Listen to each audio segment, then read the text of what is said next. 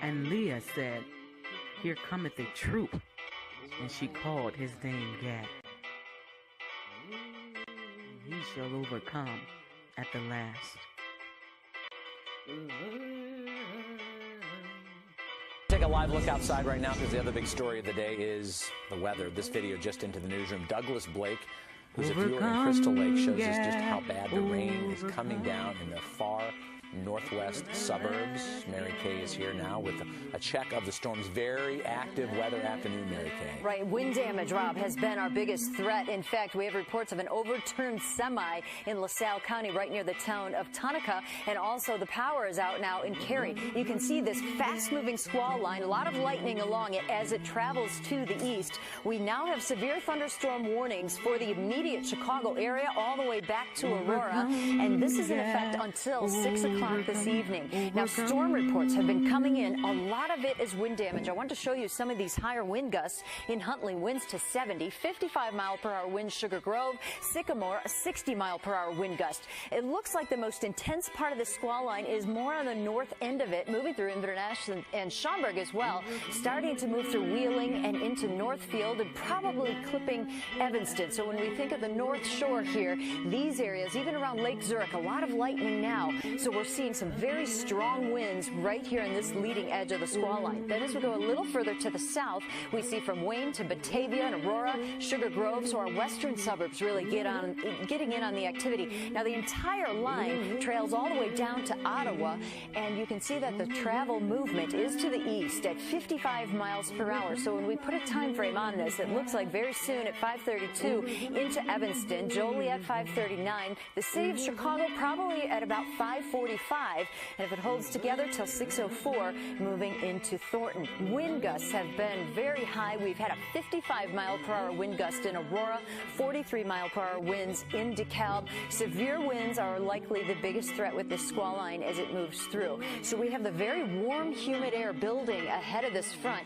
but you can clearly see now from Green Bay to Milwaukee and Kenosha and Racine, even into Chicago here, and then heading back to Peoria. That's where we're starting to see that main squall line move through. So it looks like the forward speed of this has increased. So that is opening the door for that severe threat for us right now with wind gusts. Chance of that to 70 miles per hour with the strongest cells. We could see nickel-size hail, and there certainly could be a tornado embedded with the squall line as it moves through.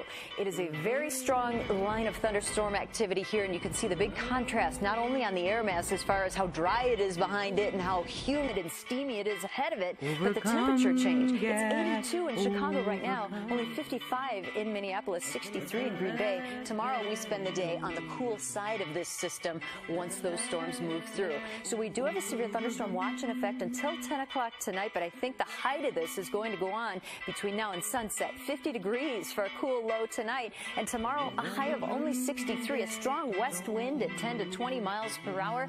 That's going to pull in that cooler but drier air. We'll be at 62 for a high tomorrow in McHenry. So gone are the 80s, and temperatures are going to stay cool because there's going to be a secondary front that's going to push through on Friday. And what that's generally going to do is move our temperatures as we step into Saturday with highs, Rob, only in the 50s. Shower chances do return, but cooler than normal. So the active time, Rob, is between now and sunset. All right, keep us updated, Mary Kay. Thank you.